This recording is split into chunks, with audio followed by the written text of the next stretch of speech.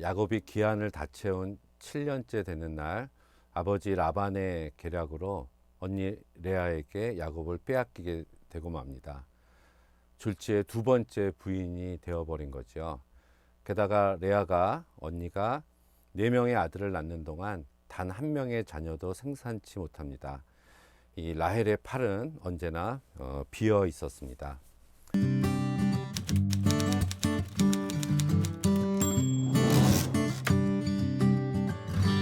고대 사회에서 여자들의 자랑거리는 자녀들의 숫자에 있었습니다.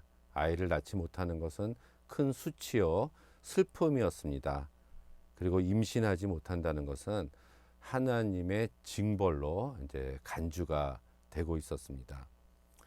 레아가 계속해서 아이를 낳을 때마다 라헬의 괴로움은 아주 컸을 겁니다. 그리고 그녀의 심장은 질투 때문에 터져버릴 듯 했을 겁니다. 더 이상 견딜 수 없었던 라헬은 투기 어린 이런 발악을 하게 됩니다. 야곱에게 이야기를 합니다. 내게 자식을 낳게 하라. 그렇지 아니하면 내가 죽겠노라. 비탄에 잠겨서 안달복달하면서 얼굴에 핏발을 세우고 아주 흥분하고 있는 모습입니다. 그랬더니 야곱이 라헬에게 성을 내어 이르되 그렇게 사랑했었던 라헬인데 야곱도 견디지 못했었는지 화를 냈다, 성을 냈다 이렇게 이야기를 하고 있는데 이렇게 라헬에게 화를 내는 모습은 참 좀 잔인한 모습으로 보여지죠. 생각나는 사람이 있습니다. 한나의 남편이죠. 어찌하여 울며 어찌하여 먹지 아니하며 어찌하여 그대의 마음이 슬프냐. 내가 그대에게 10 아들보다 낫지 아니하냐. 이 한나의 남편은 굉장한 사람이었던 것 같습니다. 결국 라헬은 자기의 종 빌하를 통해서 이제 자식을 얻으려고 하고 드디어 단과 납달리가 태어나게 됩니다. 단은 판단하다라는 뜻을 가지고 있는데요. 라헬은 본인이 억울하다고 생각을 하고 있었고요.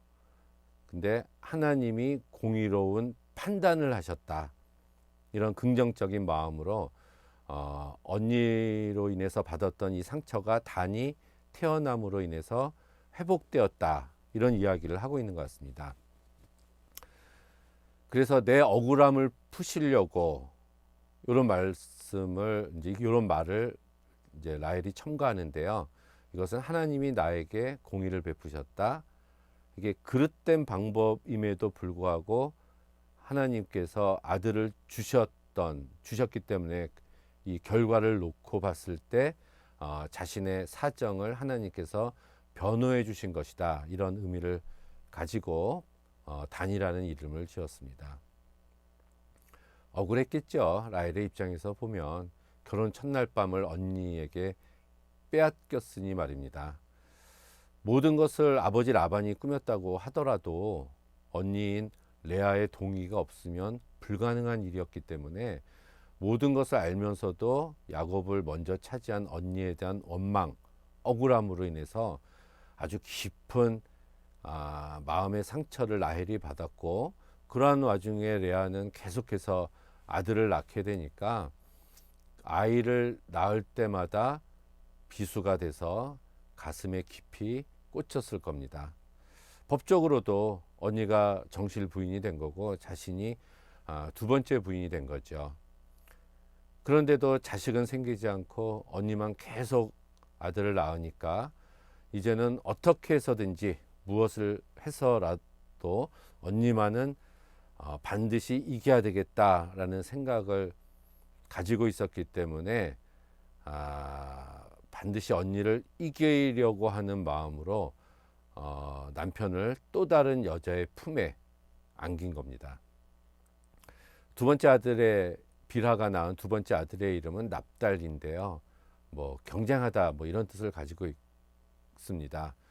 이것을 보면은 언니 레아와의 경쟁에서 내가 이제 이겼다.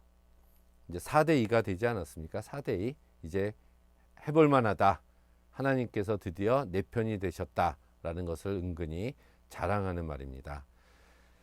자기 몸에서 태어난 자식도 아닌 단과 납달리의 출생으로 언니가 그동안 받았던 하나님의 은총을 드디어 자기가 받게 됐다라고 이야기를 하고 있는 것입니다. 그렇지만 이 라헬의 환호성도 오래 가지 못합니다. 레아도 자기 여종 실바를 통해서 갓과 아셀을 낳게 됩니다. 갓은 복됨, 아셀은 기쁨 이런 뜻을 가지고 있는데요. 이러면 다시 스코어가 6대2로 벌어지게 됐네요. 이렇게 두 자매의 자녀 낳기 경쟁은 계속해서 지속이 되고 여기서 멈추지 않습니다. 나중에 그 첫째 아들 루벤이 우연히 합한채라는 것을 발견하고 자기 어머니인 레아에게 가지고 옵니다. 이 합한채는 셰익스피어 소설에서도 나오는데 맨드레이크라고 하죠. 최음제 같은 성향을 지닌 그런 열매라고 이렇게 고대 근동에서 전해지는 그런 열매입니다. 이것을 먹으면은 이제 아이를 낳는다 그런 열매인데 이것을 가지고 자기 어머니 레아에게 주니까 라헬이 그것을 달라고 요구를 합니다. 그러면서 오늘 밤 그 야곱의 잠자리는 너에게 주겠다 하고 잠자리 권리를 넘기죠. 이것을 보면은 지금 현재 이제 4명의 부인이 있는데 야곱의 그날 밤 잠자리 순서 이 권리가 라헬에게 있었던 것 같습니다. 이런 아주 야릇한 이런 모습을 이 성서는 굉장히 세밀하게 섬세하게 서술을 하는데 이 레아와 라헬 사이의 야곱 쟁탈전이 얼마나 치열했는가를 보여주고 있는 그런 모습이라고 우리는 볼 수가 있습니다. 이렇게 합한채의 도움을 받아서 임신하고자 했던 사람은 당연히 라헬이었는데요. 오히려 역설적으로 이 뒤에 임신한 사람은 이 합한채를 포기한 레아가 됩니다. 2명의 아들을 더 낳습니다. 그럼 다시 8대2로 이렇게 점수차가 벌어지게 됐네요. 이사갈과 스불론을 낳게 됐는데 이사갈은 보상, 삭이라는 의미를 가지고 있어서 아마 합한채를 포기하고 대가로 얻은 아들이다. 뭐 그런 뜻이고요. 스불론은 거하다, 동거하다. 이것도 이제 드디어 내가 10번째 아들을 낳음으로 인해서 야곱이 나와 거하게 되지 않을까 하는 기대를 갖고 지은 이름으로 보여집니다. 정말 지치지 않은 이 자매 사이의 애 낳기 경쟁입니다. 결국 라헬은 하나도 자기 몸 안에서 아이를 낳지 못했는데 드디어 하나님께서 이 라헬의 애타는 기도를 생각하시고 들어주시고 열어주셨다 이렇게 표현을 합니다. 그래서 태어난 아들이 요셉입니다. 요셉. 근데 이제 요셉의 이름의 뜻을 보면 이게 이제 아사프라고 우리가 보면은 제거하다, 수치를 제거해 주심. 그래서 지금까지 아이를 낳지 못하는 수치가 제거됐다라는 뜻으로 우리가 볼 수가 있지만 이거를 야사프라고 우리가 보면 이게 증가하다, 더하다라는 뜻을 가지고 있습니다. 그렇다면 이 말은 라헬은 요셉이라는 아들을 낳은 후에 하나님께 감사를 표현하고 기쁨을 표현하기보다는 즉시 하나 더 주세요 라고 이야기를 했다는 것이죠. 그동안에 애를 못 낳았던 이러한 과거의 이런 마음 때문에 아이가 태어났음에도 만족하거나 감사하기보다 하나 더 달라고 욕심을 낸 겁니다. 출산의 고통이 가시기도 전에 이 하나 더 낳아야 된다는 강박관념에 시달리고 있는 라헬입니다. 이후에 그 가나안 땅으로 돌아오는 길에 이 아들을 하나 더 낳습니다. 라헬이. 근데 아이를 낳다가 이제 난산으로 인해서 이제 죽게 됩니다. 아마 노산이었던 것 같아요. 근데 죽으면서 그 아이의 이름을 이 라헬은 베논이라고 짓습니다. 이게 베는 아들이고 논이가 슬픔이거든요. 그러면 슬픔의 아들이라고 이름을 지어요. 그거는 이제 가나안 땅으로 돌아와서 야곱과 잘 좀 살아보려고 했는데 자기가 아들을 낳다가 지금 죽게 되었으니 너무나 슬프다 하면서 이름을 슬픔의 아들이라고 지은 거죠. 근데 그 이야기를 들은 야곱은 내 아들에게 그런 이름을 지어줄 수 없다라고 얘기를 하고 베냐민으로 바꿉니다. 뭐 베는 아들이고 야민은 야드 손이라는 뜻인데 특히 이제 오른손을 가리키지요. 그래서 베냐민은 오른손의 아들이라는 뜻입니다. 오른손은 성서에서 이제 강한 손, 지시하는 손, 또 하나님을 상징하는 손이 오른손입니다. 그래서 야곱은 내 아들을 그런 슬픔의 아들이라고 명할 수 없다.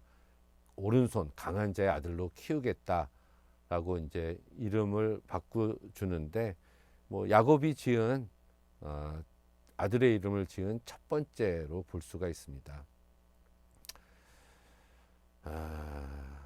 마지막 베냐민 이 핏덩이 아들을 낳아놓고 떠나야 하는 이 라헬은 출산의 고통에 마음의 고통이 더해져서 찢어지는 아픔을 안고 감을 수 없는 눈을 감았을 겁니다. 그래서 죽어서 에브랏 곧 베들레헴 길에 장사되었다 이렇게 얘기를 함으로써 두 자매의 살벌한 경쟁, 증오와 질투는 드디어 끝나고 맙니다. 이 야곱의 가정은 여러 명의 아내들로 인해서 그 아내들이 한 명의 남편을 차지하려고 하는 이런 가정 불화와 적개심, 증오가 끊이지 않는 가정이었습니다. 레아와 라헬은 남편의 사랑을 얻기 위해서 아이 낳는 일에 몰두했지만 진정한 어머니의 모습은 사실 찾아볼 수가 없습니다.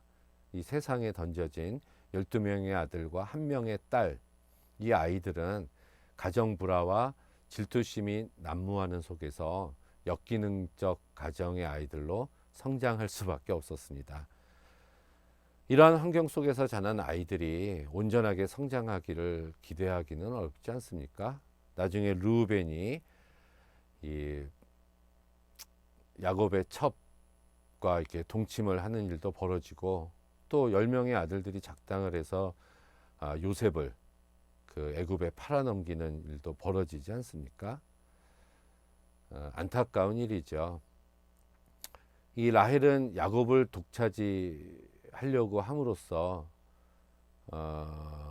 성공했고요. 또 남편의 사랑을 충분히 받고 있었지만 그러한 남편의 사랑에 만족하지 못하고 자기가 가지고 있는 것에 만족하지 못하고 자기가 가지고 있지 않은 것에 욕심을 낸 여인이었습니다.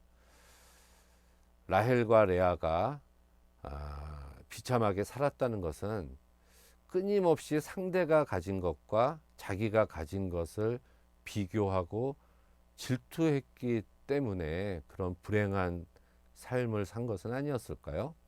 잠언 14장에 보면 시기가 뼈를 썩게 한다라는 말씀이 있습니다.